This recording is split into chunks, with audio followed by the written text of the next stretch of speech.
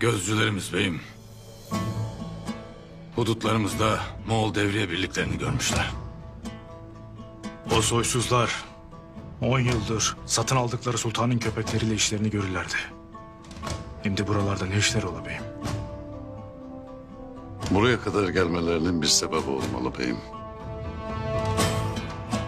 Köse Dağı cenginden sonra devleti ele geçirdiler. Anadolu'nun her tarafına illet gibi yayılıp ahaliye kan kusturdular.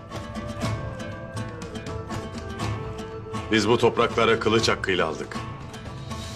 Alın teriyle de mamur ettik.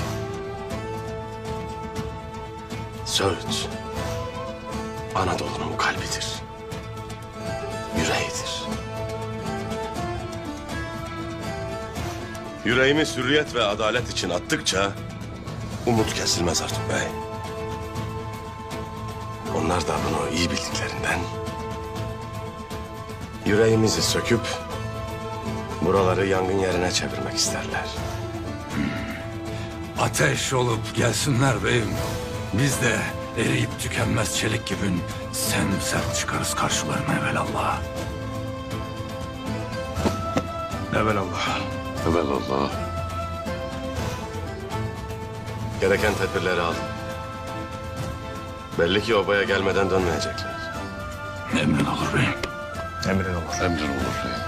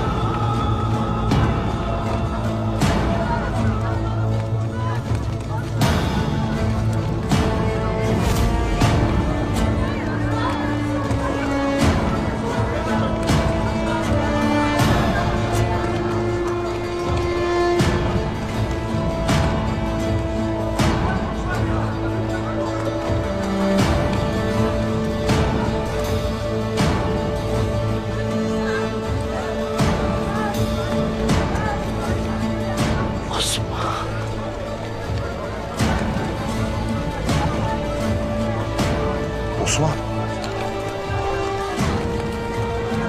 Osman! Osman! Osman! Osman'ım!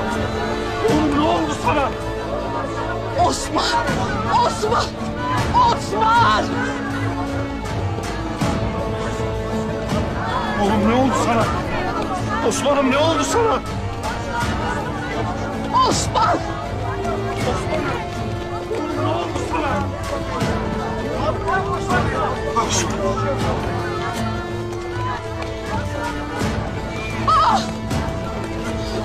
Osman'ım! Osman'ım!